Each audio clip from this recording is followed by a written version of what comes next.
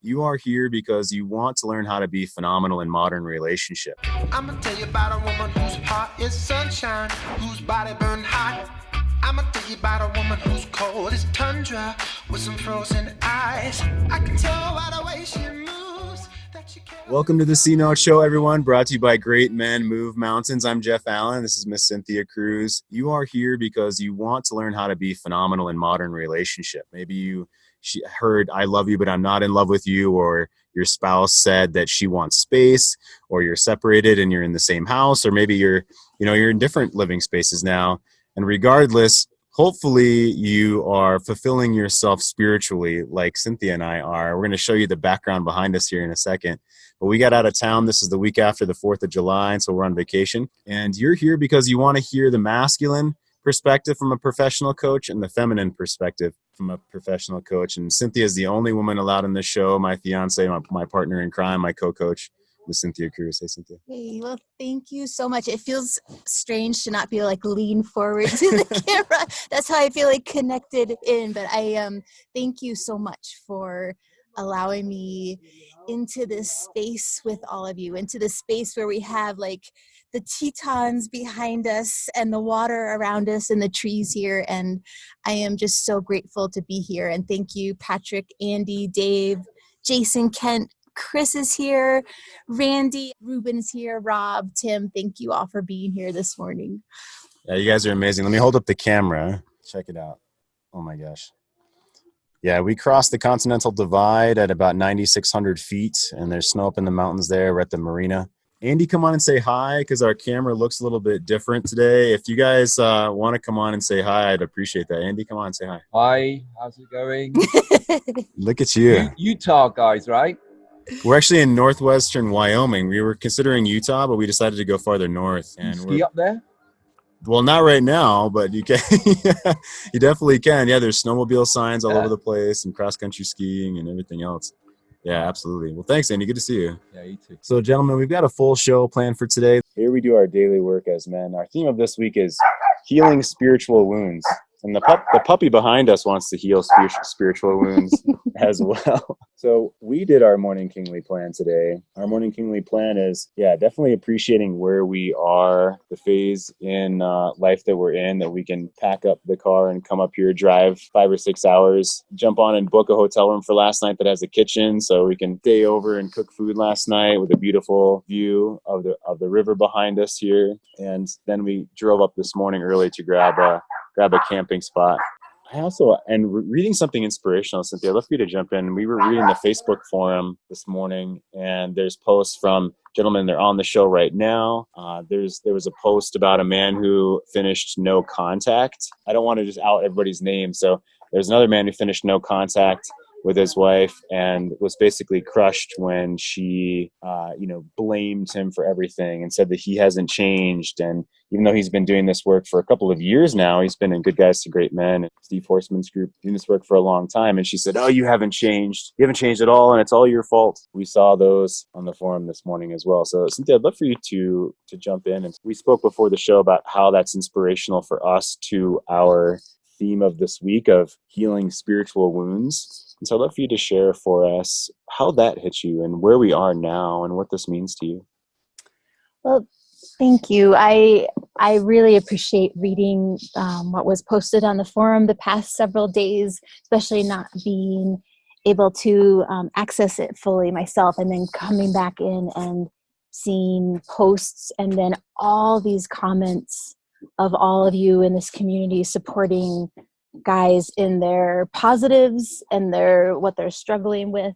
And it does mean to me, whatever spirituality is to me, whatever spirituality is to you, it's like a connection. It's something that we can lean against, and we either lean against it when we're celebrating something, or we lean against it when we don't feel like we can take another step, or something's like crushed us to our core. And I am just in awe of watching the connection and the holding up of men on this forum. It's like watching great wisdom unfold. And it makes me feel that you all are very connected, not only to yourself, but something bigger than yourself, whether it's the energy of a mountain behind you or your family or just the heart of who you know you are as a man. And that is incredibly inspirational and grounding to me. Yeah, inspirational and grounding. We were listening to Allison Armstrong. What's the couples? What was the audio that we're listening to? The name of Allison Armstrong? Celebrating partnership. Celebrating partnership. And this is the first time I've listened to that particular one from Allison Armstrong.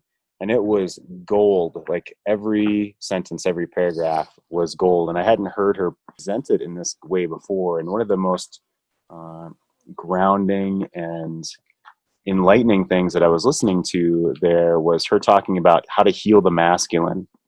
And if the masculine, or us men, or the masculine within anyone, but mostly for us men, right, has felt disrespected or has felt slighted in some way, that those are worth calling out. And Allison talks about how simply calling them out is the start, right? And then sharing them with others. So calling them out to yourself and then sharing them with others. And I was so inspired that that's what we do here on this show, gentlemen, is that we call out when we feel that we've had wounds, or when, and what she says is, if you can even remember it, if you can even remember a time when you felt disrespected, even to the point where you felt crushed, where, you know, you're it's almost like your collarbones were taken away, your collarbones were crushed, where you slumped forward and you just felt like, you know, you stabbed in the stomach, stabbed in the heart, or betrayed in some intense way, that's worth calling out, right? And so our theme of this week is healing spiritual wounds. We definitely have other aspects of how to get into this topic throughout the week.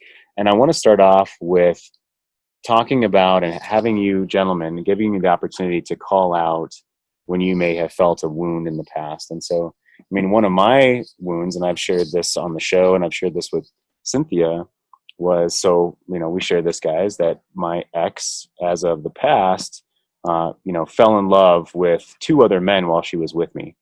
And one was in 2007 and one was in 2015. And so somehow that was okay because she was following her heart, right? She was following love. She did not end up sleeping with the second man. The first one was long distance. She slept with the second man in 2015. And I saw texts on her phone that came through at 3 a.m, the beginning of 2015, in February 2015. And so talking about, disrespect isn't even the word. I think crushed is certainly the word that I would use. And, you know, I appreciate you guys, and I appreciate you on this show as well. And I appreciate you that's maybe watching 10 years from now, and you that's watching right now from New Zealand and Spain and all around the United States. You guys are phenomenal. And that, you know, that's a way that I can call that out, and that I don't have to necessarily do magical dance or have rainbows shoot out of my ass for that to like be somehow fixed. It's a matter of I'm not stuffing it down any longer. Right? And so Allison Armstrong talks about, even if that person that hurt you isn't in front of you, or isn't in relationship with you right now, or isn't in the room, or not available to even discuss it, or doesn't even want to discuss it, that's okay. You can heal it yourself. And so part of healing the masculine is to call out when you felt disrespected, to call out when you felt betrayed, and take it to safe people. And guess what, guys? That's what we are here. We are here to do our daily work, and we are here to bring shit to the men. So I'd love to open this up. And, you know, I honor Cynthia being here, listening to this. I did not say this in the car. She's heard this all over the show before, and we've talked about this, but I did not say that again directly in the car on the way here, listening to Allison Armstrong. I was inspired just now to actually bring it up right now. I didn't plan that. I just wanted to bring it up, and so be authentic for you guys. So I'd love to open it up. I see definitely Andy's here, and he's on the screen right now. So Andy, if I can point you out, and then Rueben raised his hand already as well, and other men who basically, if you can remember it, you know, what is your biggest memory of feeling, quote, disrespected or betrayed, just to call it out here. And I would ask you to be honest with us. And this isn't about, you know, shitting on someone else. This isn't about playing the victim. This is about owning your own pain, because here on the show, we start. Oh, I didn't even share. I have some comedy too. I'll share comedy in the show. I forgot because we're here at the lake. It's Jackson Hole, right? We're near Jackson Hole, so it's Jackson Lake. We're near Jackson Lake in the Grand Tetons. So I have comedy for later, but we dive into the shit here on the show like always. We dive into the pool of vulnerability, and then we kick up off the bottom with a perspective and a plan on our adventure and our battle in life, and that's what we're here for. So Rueben raised his hand. I'd love for you to go first, bud. So what's a way that the number one memory you have of maybe feeling disrespected, right? And again, this isn't a pity party. It's not about victimhood. It's about just calling that out, and that's the first step in healing the masculine, of healing the spiritual wounds that we have as men. Hello, everyone. I'm not going to share my sweatiness because I'm working out. But I just want to say that for me to heal, and I'll have to look back, I'm sort of living it. And for the past 7 months, it really, really hurt me. So when my wife, for her feelings and her situation, treats me as an outcast, can't have a regular conversation with me. But then when we go into, I guess, her circle of friends, or some are my friends, she can have an open conversation with both men and women in front of me. But I've got the plague, right? So I've been, since for the longest time, like 7 to 8 months, have been living with that pain. And I try to overcome it in so many different ways than what I'm doing now. And nothing worked. It would always come back stronger. So what I'm doing now is just caring about myself. And it really doesn't matter that, she's treating me that way, or she can have a better conversation with some other, woman's husband, or her best friend, her cousin, whatever it is, brother, whatever it is. It doesn't matter, because that part is not about me. I can only control me and my feelings. And what I take control and center of is that will not define me. I am who I am. And those little boy voices that come in my head, and it just happened when I started the weekend. An amazing conversation with Jason when I did my bike ride. And I told Jason, I was like, I'm sitting there in silence trying to feel my masculine. And I got these voices in my head saying, like, if you just left the room, everyone would be so much better. They can have conversations, they can have fun, and, you don't have to be here. And I'd stayed, I didn't leave. But after that conversation with Jason, I said, little boys, that's just the fear. That's not reality. I'm good enough. I could sit there and have a conversation if I want to. But what's more important to me right now is to sit in the silence. I believe that the silence allows me to grow more at this point. So I'm comfortable just sitting there and joining a conversation if need be. If there's no need, just sit there and listen and enjoy and just take in and be present. And focus on my meditation, which I just started, which is amazing. It helps it even more. So I'm just super ecstatic, super excited of where I am. So this, I know, works, and I'm just jumping on it, and I'm taking off. Yeah, I love it, Rueben. And so Rueben actually is working out. He was sweaty all before the show. We saw him so I guess thanks for sparing us. I don't think any of us give a shit, Rueben, but that's cool. I appreciate it. Unless you got all your clothes off, in which case good. Like, keep the video off. Like, you're going to the sauna. He's going to the sauna. He's going to dip in the pool. No, that's phenomenal. No cock slaps. No cock slaps. Yeah, exactly. Thank you. We'll definitely get blocked from YouTube if we get cock slaps, but we'll have that in the private group in our small group coaching. You and Patrick can have whatever clothes on you want in that case.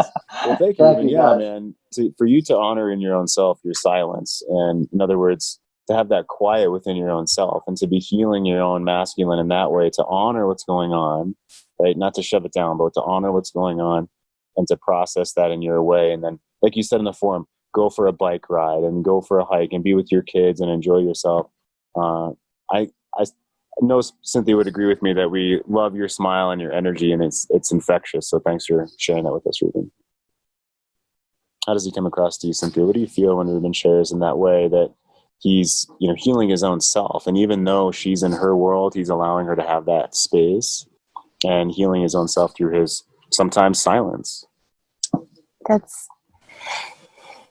It's a profound reminder of how to step forward in life, because Alison Armstrong references that men can feel absolutely crushed, as if the air is taken out of them, and when they feel disrespected. And I certainly know I am not above the girl hurt of when something hits my heart like a dagger. And one of my first responses to that is to want to get small and collapse and just stay still and hide. And Rueben, even just you working out right now is making me feel like you're bringing breath and life to that part that others would say you need to get smaller and you need to collapse. And that is just feels like the epitome of strength to me. And it's something that I will remember in those moments when I get that trigger and I want to just collapse and go like, oh, like, woe is me. I think that's what is so powerful about a group of people. And what's so powerful about this incredible tribe of men is that you hold up little reminders for everyone, so that when those human moments arrive, there's something bigger that you can lean against and push off and move forward with. And that's very compelling to me, and I'm very grateful for that. Yeah, I love that. The third entity, as you would say, in relationship, and this tribe of men is that we can push off of as well. Yeah. Fantastic. Yeah. So Kris, you put your hand on it. Do you want to come on in? Give you a chance to come in if you wanted to. Yeah, sure. Please. Go for Yeah. it. I don't know. I mean, it was maybe some disrespect. When I was a kid, something I really worked on a little bit early, but when I released my relationship. So my parents used to always tease me that I was found under a damp rock. And I was like 4, I was 5, maybe 5 or 6. And I mean, it was hurtful, and they would say it was just because I was sensitive in the way I reacted, because I would get really emotional and I was really sensitive about it. And they would laugh because of my reaction. And to the point where one day I actually even ran away from home. But I'm like 5 years old, so I made it to the end of the cul-de-sac, and I'm like, where am I going to go? So I come back home, and my parents are now still laughing at me. And so, it led to a lot of work around feeling unloved and unlovable. And more recently, since being in a relationship, I didn't realize how affected that one little root of a problem created so many emotional stuff in me, because there was a little bit of respect, but there was, what I really noticed in my marriage was how I felt rejected. And I remember the very first time my wife rejected sex from me, because she was pregnant. I can look back now doing all the work, what I should have done, but what I did was become that little 5-year-old kid and started to pout. And obviously she was feeling, fat, and just, she was feeling pregnant, and how she was feeling. Instead of,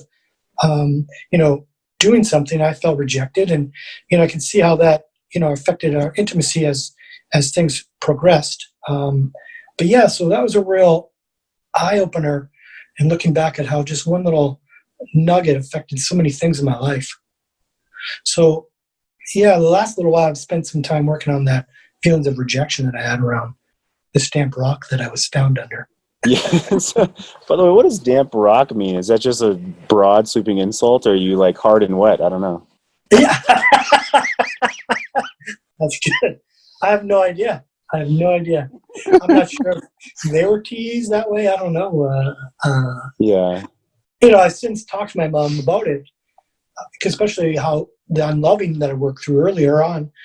And I mean, I hate talking to my mom. Not that I hate talking, I don't always like talking to my mom about it, just because she feels so bad about, having done that. And, as much as I try to talk to her, it's really helped me grow, but, she's trying to be looking back at being a bad mom, and she's creating her own little world going around it, so.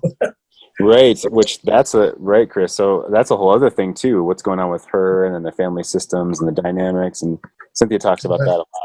Yeah, Kris, it reminded me of a time when I was, I think, 14 years old. I was starting to get tall, but I was still kind of chubby. I was really chubby when I was about 14 and hadn't grown muscles yet. And I was standing beside my aunt at Thanksgiving, and I was so much taller than my aunts, and my whole family was looking.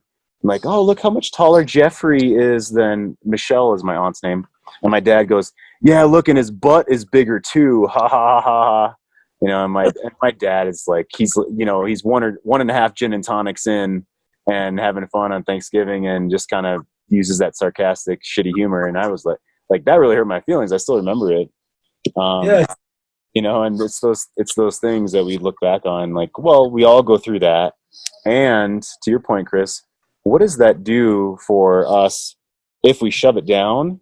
And what does that do if we look at it now in a way that we try to heal that wound, or to have compassion for what was going on in our life, or compassion for them? It's like, when you look, if as Cynthia would say, what do you believe that does now for your bottom drawer emotions, right? So if you look down into the depth of yourself, underneath the embarrassment, underneath the, hey mom, that wasn't so cool, but now I'm older. And what do you think that did for you as a man in your own growth?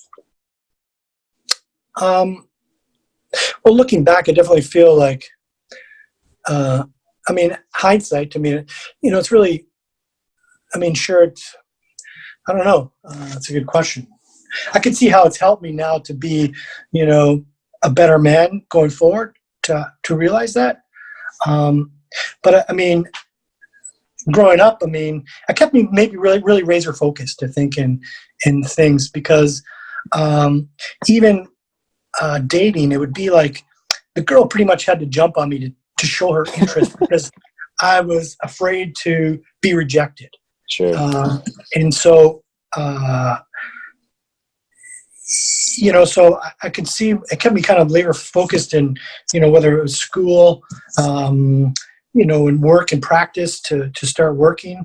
So, I could see how it helped in that context, looking back at it now. Yeah, it's funny. And I'll play the other side of the coin for a minute. Just like, yeah, Jeff, we're not, what are you fucking talking about? Like, someone insulted us, and that we don't always have to grow from everything in our life, and I love that you stepped into that, Kris. That's so great. And so when you see someone else that's been hurt or in shame, and I just kind of want to open that drawer a little bit more. I'd love for you to jump in about this, especially with the women in our life, right? Or women in our lives. When they seem hurt, and we maybe didn't intend that, like maybe your folks weren't, let's purposefully hurt our son's feelings. Oh yeah. For whatever reason they're laughing, like my dad was laughing. How does that relate to a woman? Or Kris, how can you relate that maybe to when you see someone else that's hurt and you didn't realize that you said something that was hurtful to them? Or, how might that take a step forward for you? Yeah, even with my daughter, I'm a little bit, I kind of do watch what I say. And if I do say something hurtful, I really, say something, it's never on purpose. And I feel like if I do feel like I do say something, I acknowledge those things, right? Because I know that how hurtful it was for me to, to go through that. So I definitely am more empathetic for others, to not to say those hurtful things. That's really cool. So Cynthia, help me understand. Alison Armstrong talked about a woman has an extra internal organ located right here in the center of her chest. And she said this is what Alison said on this Celebrating Partnership recording, that she's never met a man that had it, which, I think that's debatable, but that a woman can feel when a man is intensely disrespected or betrayed, that a woman can often feel that way in the center of her chest. It's like this crushing of, she doesn't say her heart. She says it's like another organ that she has that feels stabbed or crushed or offended, and it can for years and years and years. And as the man in her life, we may have no idea that happened because she's been quiet about it or shoved it down, right? Kind of like, and as Jason in the chat said, things that happen when we're 7 or 9 or, little children, that we may have shoved it down. So what would you say in relation to what Allison Armstrong said about a woman having this other internal organ that can be hurt in such a way where that a man may not understand that intensity of pain?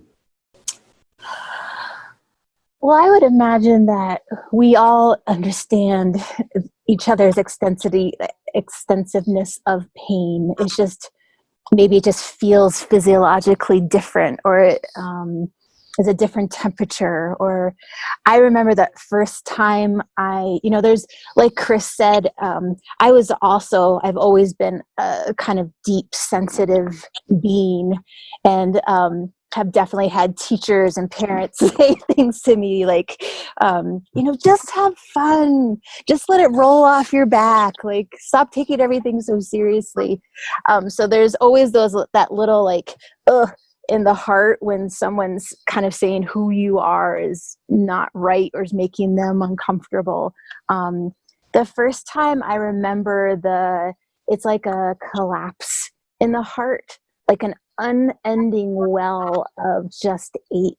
Was like, that first huge, puppy love breakup that we have when we're teenagers, and mine was 14. And that relationship was the first time I had kind of fell into a different kind of masculine energy in my life. And when that was gone, there was nothing. It was like this part of me was just unending sucking in, and it was hard to find a grounding in anything else. And I'll even say that still gets like achy. Like I grew up in a small town where I didn't feel like the cool girl, the popular girl, or the girl that everyone wanted to date. And so even there are little things that happen with Jeff, like if he teases me about shoes I wear around the house that they're kind of fugly, it seriously can go into the like, They're pretty fugly. Yeah. It goes into the like old wound of like, I'm not pretty, I'm not attractive, and my partner's telling me that. So, and the ache is real. So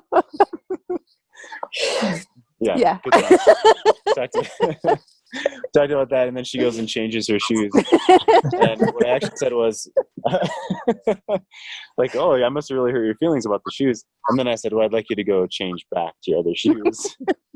And she did. You did. But that was really helpful to really share like something that was so not in the current situation, but of past disrespect, of past feeling like the not wanted one. That I think even women who walk around like they've got all their shit together, they've had those experiences too and carry those old aches. So yeah. So Kris, thanks for sharing that. But does that bring anything up? I'm really curious. Does that bring anything up that you didn't remember maybe from the past, or that you? Yeah, like it did, because another thing they I'm sure, I think they used to tease me about. They used to call me Little Butt Ollie with a ski jump nose too, because my uncle. But I don't. Jeez, man, you get it rough. Yeah. So I guess I'm bald now, so you can call me that. But I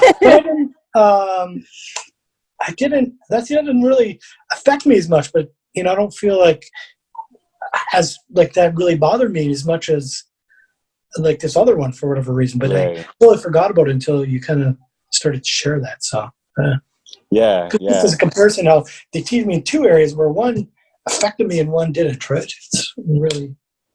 Yeah, or maybe you just have integrated it, or you've healed that wound, you could say, or somehow possibly, it doesn't mean as much to you. Sure. Right, that's possible too, yeah.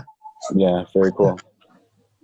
Thanks. Kris, thank you so much. Fantastic. Yeah, for sure. Thank you. Yeah, awesome. Yeah, Jason says most people can say the same, that we've got old wounds, and his was at 8 years old as well. Jason, you want to come on? Oh, and Andy said, yeah, mine was at 8 as well. Do one of you gentlemen want to jump on and share? This does not have to, again, I want to say, this is us diving into the pool, and you guys are kicking up off the bottom of the pool really in your own self, within your own story of, hey, this happened, and I realized this is where the adults in my life were coming from when they said that, and they weren't maybe intending to hurt my feelings. Like, you're basically just sharing that out loud with the men, bringing yourself into fallible, into the anti-hero realm, as we talked about last week, of integrating your own shadow, integrating those boyhood wounds in a way that doesn't need anyone to wipe your bottom. You know, you don't need mommy to pat you on the head. You're just sharing it in a compassionate and confident way in your own, as Rueben would say, right, your masculine essence, I suppose, right? I love Rueben coming into his own. Yeah, Jason, please go for it. Just very simply, I guess. I think it's interesting how not hurtful these wounds can happen. They can come from a place of love from people. So I grew up in Eastern Colorado, in a town called Lyman. Don't hate me if anybody out there did it against us, because we win everything. Don't hate me because we're so good. Yeah, right. And I'm in Little League baseball, and I cannot get a hit. I mean, I just cannot get a hit. And of course, it's funny because Allison's got the same analogy, and I think in Sync with the Opposite Sex. But you know, all the men in my life are like, just try harder, just get it, just go. Yeah. Okay, that's where you would think the wound came from. The wound came from, and I just recently, like Saturday, discovered it. The wound came from a very loving aunt, came up to me, put her arm around me, and says, "We still love you." Oh, wow. She meant it in the most loving way. Yeah. But you know, at that point, I didn't know to think less of myself until then. Wow. I mean, I just thought I just could hit the ball just because I couldn't hit the ball. I just needed to try harder. No big deal. Right. But it's permeated in my need to please the feminine in my life has been there ever since. I didn't know, like I said, I didn't know that till Saturday, but yeah, So what helped you remember that on Saturday? That's a journey that's too sacred to share here. Sure.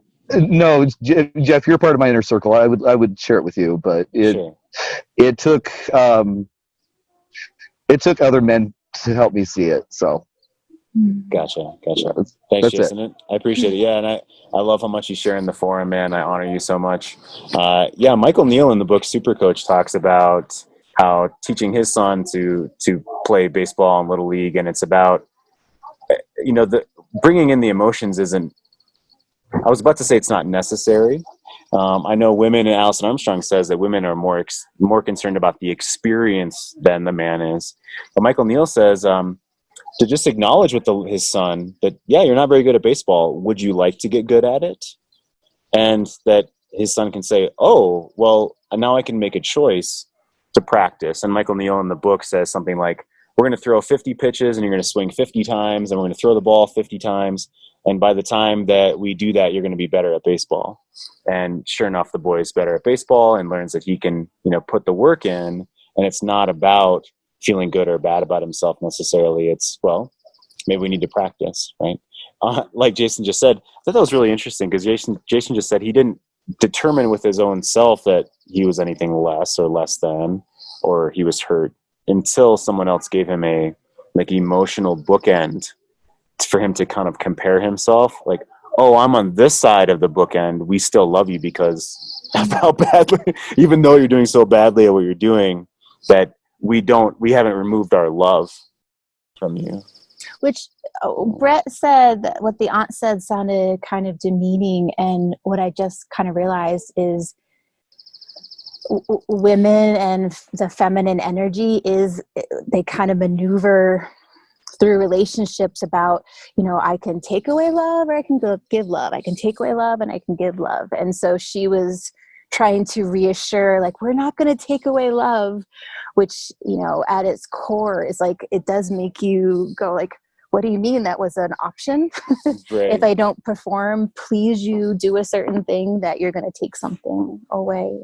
Yeah. Well, I want to play some comedy. Speaking of self-judgment or taking away love, I'm going to play the 5 stages of getting a bad haircut. I found this, let's see, a couple nights ago before we left. I made sure to grab some comedy, and I forgot to share at the beginning of the show. So right now, I'm going to share 5 stages of getting a bad haircut. Here we go. So I'm thinking just a trim, really. I want to go shorter on the sides, but leave a lot of the length on top. Okay, yeah, let's do it.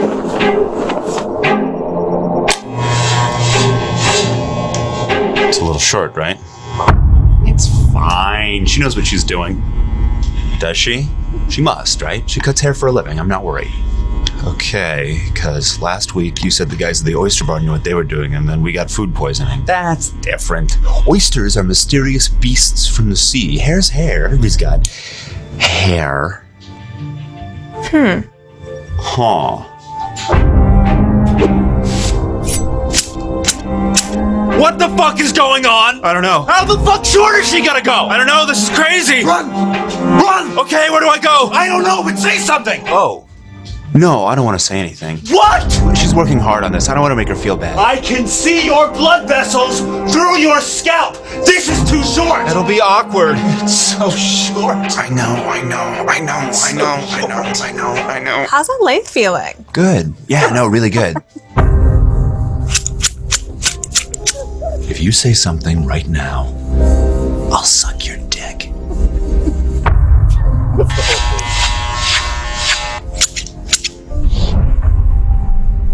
What am I gonna do? I don't know. I'm ugly. You are. I have a date tonight. I was excited about it. It's gonna tank.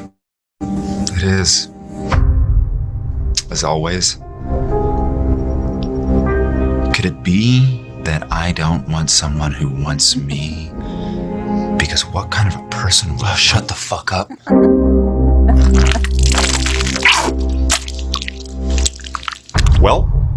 Well, this is what I look like now. It'll go with your acne and your shitty clothes. Maybe it'll grow out nicely. Yeah, they say give a haircut a week. Do they? I don't know, man. Great. How do you like it? I love it. Oh, it's so much lighter. You know, I love the way it feels. Cool. I'll charge her up front. Ah, great. You still suck my dick? Yeah. Oh man, his bad haircut goes with his acne and his shitty clothes, he said. Oh my God. Yeah, Andy, you got to get that haircut. I saw you laughing. You want that haircut. I know you do. What's that? You said it's been like 8 months or something since you got a haircut. I'm 8 months. I'm having it done in a month. Yeah? Oh my God. But I have to be honest, I've gone through exactly what that guy thought when I've been in the haircut before. Honestly, that has been me. That's hilarious. Oh my God. How short is she going? I don't know. Say something. Oh no. It's brilliant. She's working so hard on it. Oh my gosh. So good. Well, good to see you, Andy. Thanks for jumping in, bud. Yeah, hopefully it's not traumatizing in a month from now. Absolutely. Well, we've got about 15 minutes left. I want to see if our battery on the computer is going to last 15 more minutes. So if we all of a sudden go black, you know that we didn't just ditch you and ghost you guys, that the battery has got about 25% left. We'll see. We'll see what happens. I'm going to jump over to a post from the forum. The first one is, there's 2 questions here. The first one says, at what point does one decide to declare an official time of death to a relationship? And I want to point out that both of these posts got, I think, 15 or 18 or 20 comments within 12 hours of being posted. And you guys are so phenomenal to support men and each other and our tribe. And that's why we're here. We're here to do our daily work every single day. We're here to hold that Spartan shield up so it protects us and it protects the men next to us, or to reach down into the mud and help ourselves in the past and pull that next man out of the mud. So that's one question. At what point does one decide to declare an official time of death to a relationship? And the other one is this. I appreciate meditation and how it centers me moving into my day. I never applied this practice. I wish I had years ago. I feel more in tune with myself and a whole lot more comfortable in silence around others. The reality is that I've been taught since a young lad that meditation and yoga could open one up to demonic influence. Quote the water boy, Bobby, meditation's from the devil. So I've had a major little boy fear when I try it running through my head. I huddled up with my little boy and appreciated and validated his concern and said that we are not doing anything wrong or going to hell, but we are centering to be at our best. Things are going to be all right. So a few things here. And I'd love for you to jump in, Cynthia. We talked about, well, first of all, meditation is different for all of us. It doesn't have to be one particular way. You could look out the window. You could do walking meditation. You could speak things out loud. You could, write things down and consider inside yourself. You can look at our feeling wheel that we have in our closed forum, the feeling wheel. And I taught a man this. Happens to be, I don't want to tell too much about him, so I won't say who it is or what his profession is, but he's in a high public facing, a lot of schooling profession, and still he hasn't practiced seeing his own train of emotions. And so the feeling wheel is something I brought to him last week. But so Cynthia, talk with us about what it means, what's spiritual warfare? Because I had yet another client bring up full belief in the devil, and he's seen from his childhood, from people in his childhood, fight basically spirits, like have spiritual warfare, if you will, between good and evil and such. And when we really believe, it's so powerful. So if you don't mind sharing, what are some of your thoughts about what does spiritual warfare mean to you? What if we really believe, or a family believed, that things like the devil, or that the devil could come into us if we meditated? How do we reconcile that now in our adulthood and in this modern age now, especially in relationship? That's an amazing question. I have actually studied a lot, taken a lot of courses on family systems, and it's really amazing how beliefs and thought processes can travel like generation to generation. And it almost takes like an energy of its own, almost as if we are in this, like Jeff and I last night, we stayed in a place right near a big rushing river, and it was beautiful. But I was thinking it's very different to sit on the edge of water and watch it rush by versus being in the water and dealing with the current. And what's come before us, generations before us, of beliefs about who you are, what you can be as a man or as a woman, or how relationships should be, or your connection to something bigger, it's like being in a river current. And sometimes that water can feel really cold. Sometimes it can be like bath water. But I feel like it affects us deeply. And it's truly a mark of incredible strength and courage and leadership for anyone who dares to just take a step out of the current that's come to them, like decade after decade after decade. It's actually like in ourselves. It's in our DNA, and that's what I see here when I see things going on in the chat. Like Patrick just posted, Jason just posted about this big stepping out of the river current that he did this past weekend. I mean, that's what we're doing, and if we give faces and names to that energy, great. But we are dealing with strong, powerful things that are all around us that require heroism and doing something different if we want to change generations after us. Yeah. So, gentlemen, what's something that is such a stronger influence in your life spiritually now? And of course, it kind of seems like we have to say not necessarily religious, but spiritual, which just means to you beyond provability, beyond having scientific evidence for it. It has to have belief involved. And you could say placebo effect is spiritual, which, that's a little bit of my cynical self. And also, guess what? It really is. The placebo effect's very, very powerful. However, we can frame meaning around spirituality in a way that just isn't, we're being tricked into some kind of placebo effect, or we believe that this works, so therefore it does. What else has been powerful in your life? Please, gentlemen, so open up. Let's see how long our battery lasts. We'll close out the show here in a few, but I want to open it up. What's something that's been more powerful to you, a practice in your life than you ever thought it could possibly be? Please unmute yourself or share in the chat. Well, we have a whole bunch in the chat. Patrick said, Mandela's talk about bringing the spirit of Ubuntu to the profound African sense that we are human only through the humanity of other human beings, is a thread that defines his whole life. And Dan was saying, I think he was saying like that being in that current of energy is so true.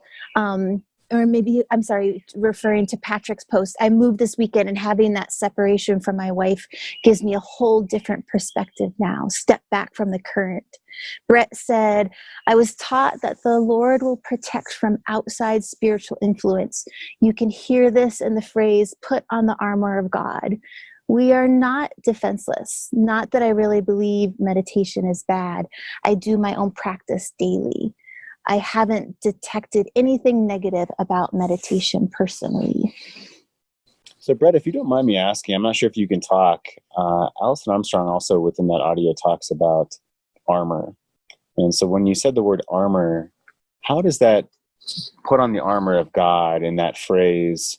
What does that mean to you? And how do you bring that into your life? If you're able to unmute yourself, please. Yes. So when I say the phrase or think of the phrase, I think that if you're running into something that might be considered in the spiritual sense not good, you can say an extra prayer or just lean into your own spiritual beliefs, and that would be enough usually to protect yourself against most things. Yeah. Well, and I can even look at that now, that if my spiritual belief, quote unquote, is for me to be tethered to masculinity, like John Wineland would say, and view my emotions, to step back and be the watcher of my emotions, I consider that to be a relatively spiritual practice. I can't prove to anyone that I'm doing that.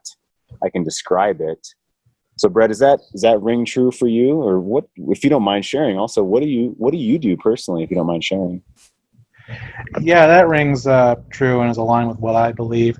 So how I apply this is that, and personally, I was never taught that meditation was bad personally, so it's a little bit new, but never really had that fire and brimstone teaching in a way. Sure. There are certain things that, are classified as some things that are not particularly good. And I'm pretty laid back with most things in life.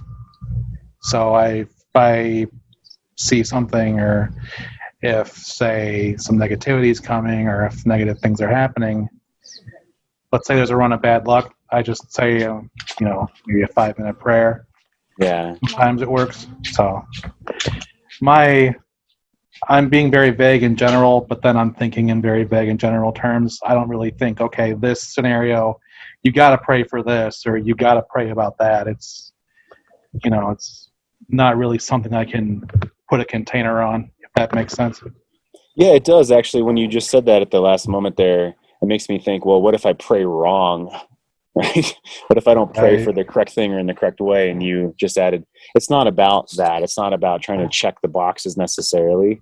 It's about how can you connect in with your own bottom drawer emotions, as Cynthia would say, or within a higher power, or within a practice, even a routine meditative practice, whatever that may be. Yeah, Brett? Right. Yeah, good. Thank you for sharing. I appreciate it. Awesome. Gentlemen, I think we have time for one more. And if you would honor the chat, if there's any more chatter, there's time for one more for someone to open themselves up. How do you consider a healing in a spiritual way of your masculine? So healing a spiritual wound. And it doesn't need to be some grandiose effort like Brett was saying. It can be something that you've brought into your life. I mean, Rueben has definitely shared some of those things. And we've seen, even being out in nature, that's a huge piece of why we just got in the car and decided to do some car camping, because we couldn't fly out to see Ian and Andy out in Spain right now, unfortunately, which we wanted to do, but we wanted just to get away. And so I want to share again. Here's where we are in northwestern Wyoming, and we're going to go for a hike this afternoon, and try to get out by the water, out in the woods as well, and get out there. So this is how we are doing some spiritual healing out here in nature. So yeah, I'm getting a low battery warning. I have one chance for one more man, and then I'm going to close up the show. Please, what's something in your life that you're using recently? I'll go on, Kris here. Yeah. For me, there's a lot of things I think that I do that you can't really explain. But for me to, working through a wound is, kind of what you talked about, getting back behind and listening to, being the listener of what's going on. And then for me, like when you get a wound, it shows up in your body somewhere, right? And so you feel it somewhere. Yeah. And so I really get into bringing that attention, my awareness to where I might feel that in my body. So you don't have to know the story of where it came from, but whatever that sensation is, I bring my awareness to that sensation and just breathe until that sensation disappears. That's really how I work. I love that. The wound. I love that. Actually, so when I taught English in Southeast Asia, it would have been 3 years ago, March, the matriarch of the monastery, there was 500 children from basically age 5 to age about 15 in this monastery in Burma and Myanmar.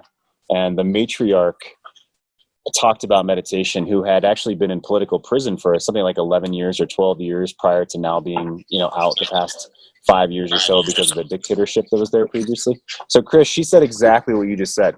She said she meditates, she focuses on where she feels, let's say, a pain in her body until it goes away. It's exactly what she said. Yeah, sometimes it's not even necessarily a pain. So right now, I talked to you before about working on my nice guy.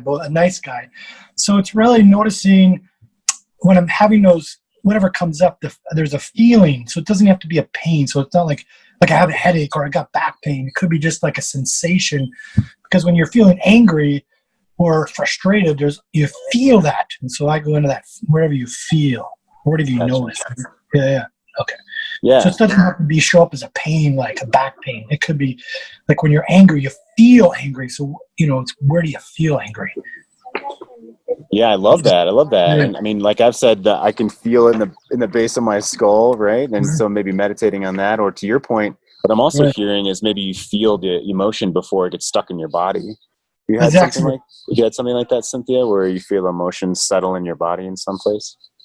Yeah, and the letting it not get stuck there, I think, is huge. And that's, I think, the gift of being in a group, or a gift in a partnership where you can kind of emote it and let it out, and cry or get angry, and it's not just then stuck with you, that hurt of being the 14-year-old, and decades go by where it's the same sensation every day. So yeah, fantastic. Kris, thank you so much. Very much appreciate it. We always, of course, we're still reading the forums, and we always bring the most pertinent posts from the forum that ties in with you guys and how we can help, and what we feel is going to move the ball forward, not just with the show, but in life for all the men in this tribe. We are here for you. We've and this was super fun, and we had to find a spot and come out and bring this all here. And tomorrow I'm going to bring my portable marine battery next to us so the computer doesn't threaten me it's going to run out of battery. We enjoy doing this, and we're here for you guys, and we bring as much passion and heart into this as we possibly can. So thank you for being here. Help me close up the show, Cynthia, please. Thank you all, and thank you, Jason, for sharing. Thank you, Kris, so much for sharing. Patrick, I really appreciate your post, and Brett, I really appreciate your input. Harry was here, Jason was here, Randy, thank you for being here. Rueben, thank you for your story and your posts on the forum. Rob and Tim, it's so good to see you again. I'm in gratitude that you're here again. So thank you. So this has been the C Note Show, brought to you by Great Men Move Mountains and greatmenmovemountains.com. If you're not yet a part of or if you haven't heard about our small group coaching that we just launched, we're going to start our small group of 6 men by the end of this month. Go to greatmenmovemountains.com/relaunch and check out, there's a promo video there that I shot 4 days ago, and that group is half full already, so that will fill with the 6 men. It's economical. It's powerful. We're going to bring all the tools, all the bottom drawer tools that Cynthia and I use together to move us forward and kick ass and help you as a man bring love and life and sex back into your life. That's the goal of our small group forum. Thank you so much, guys. Love you very much. I'll see you guys tomorrow at 11 a.m. Mountain Time. Bye. Goodbye from Grand Teton. Look at this. Jackson Hole, Jackson Lake. Whose heart is sunshine, whose body burn hot. I'ma tell you about a woman who's cold as tundra with some frozen eyes. I can tell by the way she moves that she cares.